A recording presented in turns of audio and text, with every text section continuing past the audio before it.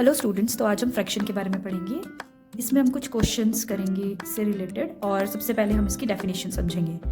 इसकी डेफिनेशन समझने से पहले आपको कुछ एग्जांपल्स को समझना पड़ेगा, जिसमें सबसे पहला एग्जांपल मैं आपको देती हूँ। आप मान लीजिए आपके पास एक 100 रुपये नोट है, ठीक है।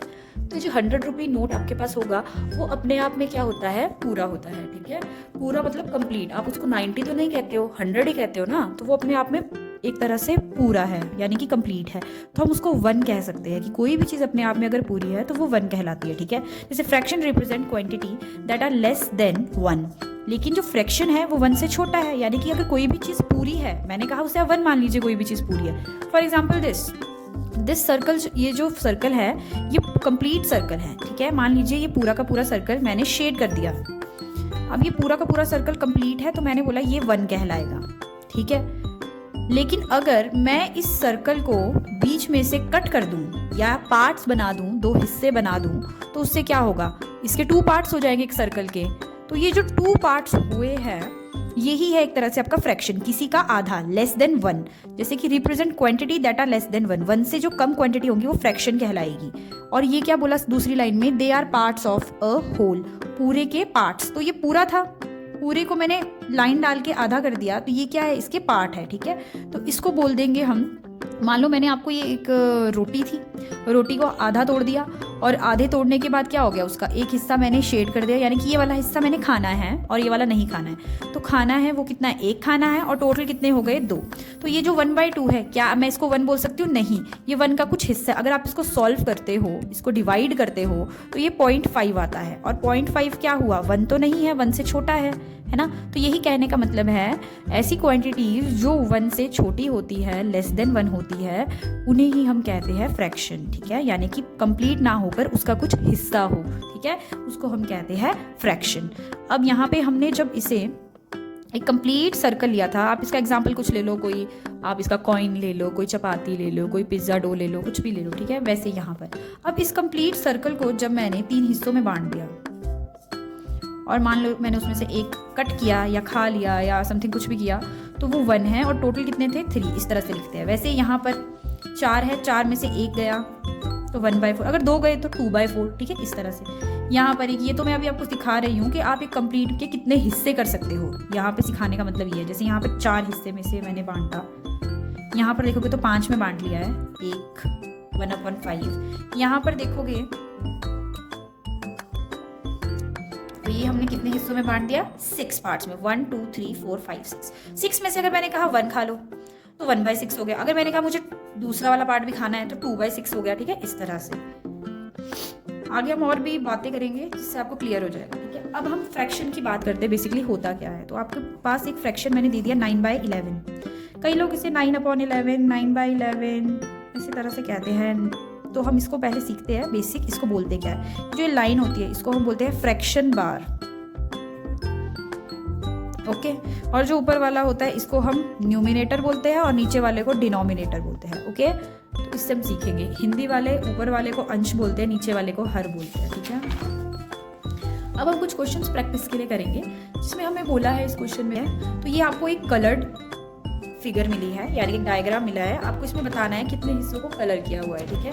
तो देखो, इसके पहले तो हम टोटल काउंट करेंगे, जैसे हमने यहाँ पर किया। देखो अभी क्या किया, जितने हिस्से को कलर है यानी कि शेडेड है वो 1, और जितने टोटल है वो अपॉन में, ठीक है। उसी तरह से पहले इसके काउंट करते हैं। ये एक रेक्टेंगल था जिसको बीच से कट किया और फिर इसको डिवाइड किया पार्ट्स में, 1 2 3 4 5 6 7 8। तो ये तो अंडरस्टूड है कि यहाँ फ्रैक्शन बार के नीचे 8 आएगा, और ऊपर काउंट करें तो कलर्ड कितने हैं, 1 2 3 4, तो ये 4/8 आएगा, ओके। नेक्स्ट देखते हैं, पहले क्या करना है, 5 6 7 8 9 10 11 12 13 14 15 16, तो ये 16 ही है। तो 16 यहाँ, और टोटल शेडेड यानी कि कलर्ड हमसे पूछा है वो देख लेते हैं, 1 2 3 4 5 6 7, तो 7/16 आ गया, ठीक है। अब हम देखते हैं कि लाइक फ्रैक्शन क्या होता है। लाइक फ्रैक्शन यानी कि अगर आपके पास मैंने कोई फ्रैक्शन दी है, फॉर एग्जांपल मैंने ये लिख दिया, ठीक है, ये 2/8 है। अब मैंने साथ में आपके लिख दिया 5/8, 7/8, तो ये सारे लाइक फ्रैक्शन के अंदर आ जाएंगे क्योंकि इसका डिनोमिनेटर कैसा है, सेम है, 8 इसीलिए लाइक फ्रैक्शन है। अब यहाँ देखो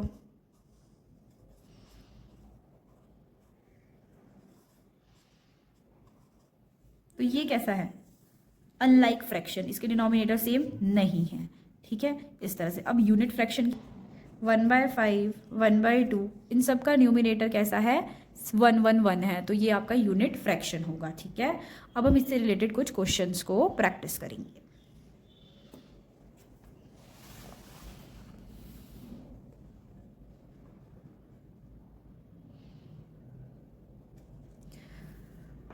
अब हमारे क्वेश्चन प्रैक्टिस करने का टाइम आ गया है बच्चों। तो देखो इसमें बोला है arrange the following fraction in ascending order. Ascending order आपको पता है क्या होता है, असेंडिंग ऑर्डर छोटे से बड़ा।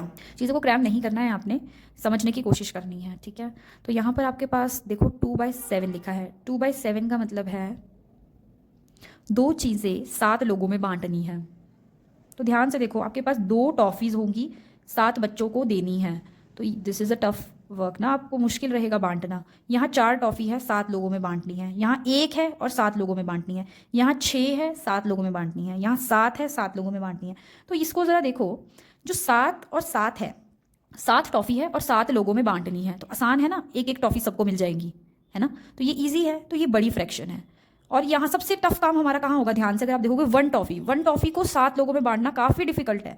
तो यहाँ पर जो 1/7 है ये सबसे छोटी फ्रैक्शन है, इसमें लोगों को या जिसको वो टॉफ़ी मिलनी है सबसे कम क्वांटिटी मिलेगी। अब यहाँ देखो 2/7 इससे थोड़ी बड़ी है, 2 टॉफ़ी 7 लोगों में बांटनी है, थोड़ी सी बड़ी तो है कम से कम, तो ये इससे तो बड़ा है। अब ये हो गया, ये हो गया। अब इनमें देखो जो रेस्ट ऑफ द बच गए हैं, ये 4/7 है 4 टॉफ़ी, यहाँ 6 टॉफ़ी है, यहाँ 7 टॉफ़ी है, तो ऑब्वियसली 4 टॉफ़ी इनमें कम है। अब बचे 6 और 7, तो 6 टॉफ़ी कम हो गई। अब बचे आपके लास्ट 7 और 7, समझ आया, फिर से समझ लो। अब नीचे देखो 25 लोग हैं, यहाँ पे 25, 25, 25, 25, ऊपर 23 है, 5 है, 15 है, 8 है, 12 है। तो इस तरह से देखो यहाँ 5 टॉफ़ीज़ है, 25 लोग हैं, ठीक है, इस तरह से। तो 5 टॉफ़ी 25 लोग, ऑब्वियसली 5 छोटा है, यहाँ पर 5 सबसे छोटा है। फिर उसके बाद आपका क्या आता है 8, और उसके बाद आता है 12, और उसके बाद आता है 15, और एट द एंड आता है 23। इस तरह से फ्रैक्शन बनेगी। ये लाइक टर्म्स के जब आपके पास लाइक फ्रैक्शंस आएंगी ना, लाइक फ्रैक्शन अभी हमने सीखा, जिसके जो डिनोमिनेटर है वो सेम होते हैं, तब आपने ऐसे करके चलना है, ठीक है। 5/25 वाला फ्रैक्शन सबसे पहले आ जाएगा। नेक्स्ट देखिए अगर आप 8/25, नेक्स्ट लिखेंगे 12/25, नेक्स्ट लिखेंगे 15/25, एट द एंड 23/25। तो ये रहा हमारा fraction in ascending order. Next है हमारे पास डिसेंडिंग ऑर्डर। लाइक फ्रैक्शंस है तो करना आसान है, आपको सबसे पहले देखना है डिसेंडिंग ऑर्डर का सबसे पहले सबसे बड़ा क्या है यहाँ पर 9, उसके बाद क्या है 5, नहीं ये 6, फिर है 5, फिर है 3, फिर है 1, ठीक है। तो इस तरह से हमारा ऑर्डर कैसा बन जाएगा, देखो 9/11 सबसे बड़ा, फिर 6/11, फिर 5/11, फिर 3/11 एंड 1/11, ठीक है। यहाँ पे देखिए ज़रा 10/45, 18/45, 43, ये सब में 45 ही है, तो सबसे बड़ा कौन है यहाँ पर 43, फिर उससे छोटा कौन है 34, उससे छोटा 22, फिर 18, फिर 10। तो इस तरह से करेंगे हम। सबसे बड़ा है 43/45, फिर है 34/45, फिर है 22/45, फिर 18/45 एंड एट द एंड 10/45, ठीक है। तो ये देखो इस तरह से मैंने लिख दिया इन सबको। तो ये हो गया हमारा डिसेंडिंग ऑर्डर वाला भी। नेक्स्ट फ्रैक्शन जो है हमारे पास 2 टाइप की होती है, प्रॉपर फ्रैक्शन और इम्प्रॉपर फ्रैक्शन, ठीक है। सोचे प्रॉपर फ्रैक्शन वो फ्रैक्शन है जिसमें आपका न्यूमिनेटर जो है, जैसे ये मैंने लिख दिया देखो 2/3, तो ये जो 2/3 है इसको मैं बोलूँगी आपका प्रॉपर फ्रैक्शन। तो इससे आप क्या सीखे कि जो ये 2 है ये ऊपर वाला, फ्रैक्शन के ऊपर वाला छोटा है और नीचे वाला बड़ा है। जो ऊपर वाले को हम बोलते हैं न्यूमिनेटर और नीचे वाले को हम बोलते हैं डिनोमिनेटर, ठीक है। डिनोमिनेटर आपका क्या है, बड़ा है, और न्यूमिनेटर छोटा है, न्यूमिनेटर छोटा डिनोमिनेटर से। तो इस केस को हम प्रॉपर फ्रैक्शन बोलेंगे। और एग्जाम्पल ले लो 5/11, 7/9, ऊपर वाला छोटा नीचे वाले बड़ा, तो हम बोलेंगे प्रॉपर फ्रैक्शन। इम्प्रॉपर फ्रैक्शन देख लो, इम्प्रॉपर फ्रैक्शन में उल्टा होगा, इस तरह से होगा, ऊपर वाला बड़ा नीचे वाले छोटा, ठीक है। तो ऊपर वाला इसमें क्या होगा, numerator is greater than denominator, ठीक है। ये हमारा हमने क्या सीखा, प्रॉपर फ्रैक्शन और इम्प्रॉपर फ्रैक्शन। अब हम देखेंगे आगे हमें क्या क्वेश्चन प्रैक्टिस के लिए दिए हैं। इसमें हमें बोला है, देखो ध्यान से, convert the following improper fraction into mixed fraction. तो ये आपकी इम्प्रॉपर फ्रैक्शन है। इम्प्रॉपर यानी कि ऊपर वाला बड़ा नीचे वाले छोटा, numerator is greater than denominator, ठीक है। हाँ है इम्प्रॉपर फ्रैक्शन। तो मिक्स फ्रैक्शन में कैसे कन्वर्ट करते हैं ये आपको सिखाते हैं। आपको सिंपली क्या करना है, इस चीज़ को डिवाइड करना है, ठीक है। तो हम इसको डिवाइड करेंगे, और डिवाइड के अंदर यानी कि डिविडेंड क्या होता है, ये ऊपर वाला, और जो नीचे वाला है ये इसको डिवाइड करता है, तो डिवाइजर बाहर होता है और डिविडेंड अंदर होता है, ठीक है। तो 3 से 7 को हम करने अगर जाएंगे, टेबल देखेंगे तो 3 के टेबल में 7 नहीं आता है, तो इससे छोटा तो आता होगा, तो 3 2 6 से ये हो गया, ये 1 आ गया। तो आपने क्या करना है, आप ध्यान से देखिए, यहाँ पर हमारे पास आ गया 3 2 1, तो आपने इस 2 को, यहाँ जो ये 2 लिखा है और ये 1 ये 3, ये 2 पहले आएगा,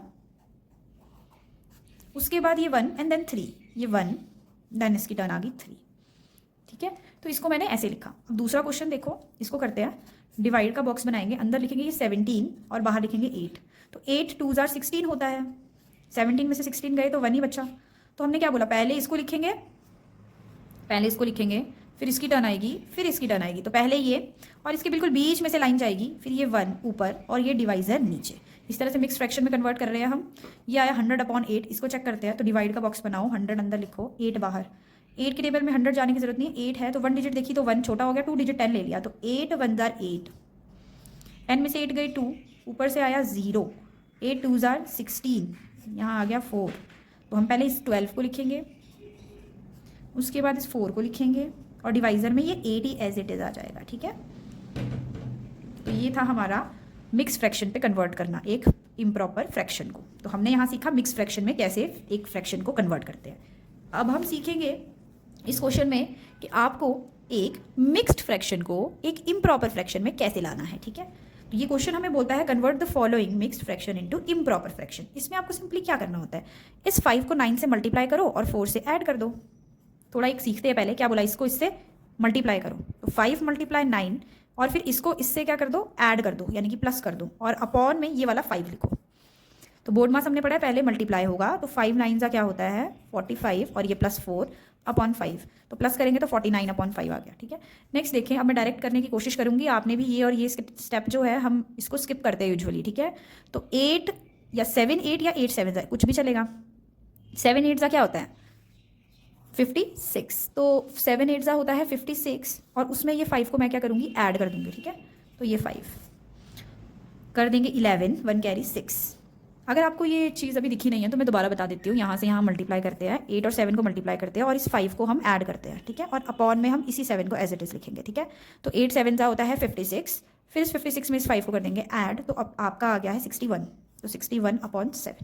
लास्ट वाले को देखो डायरेक्ट करने की कोशिश करेंगे, 8 11 88, उसमें 5 को ऐड कर दो, ये 13 1 9 93, 93/8। आप डायरेक्ट भी कर सकते हो या आप ये 2 स्टेप भी ले सकते हो, ठीक है। पर अगर बड़े बच्चे हैं तो डायरेक्ट ऐसे करने की कोशिश करें, ठीक है। तो ये थी हमारी आज की वर्कशीट जिसमें हमने कुछ फ्रैक्शंस के बारे में सीखा। अब आगे हम इसके न्यूमेरिकल करने की कोशिश करेंगे, जिसे जहाँ डाउट है वो अपना कमेंट यहाँ पे दे सकते हैं, और अगर आपको कुछ क्वेश्चंस प्रैक्टिस के लिए चाहिए तो आप उसके लिए भी कमेंट कर सकते हैं। बाकी थैंक यू, आज के लिए इतना ही, थैंक यू।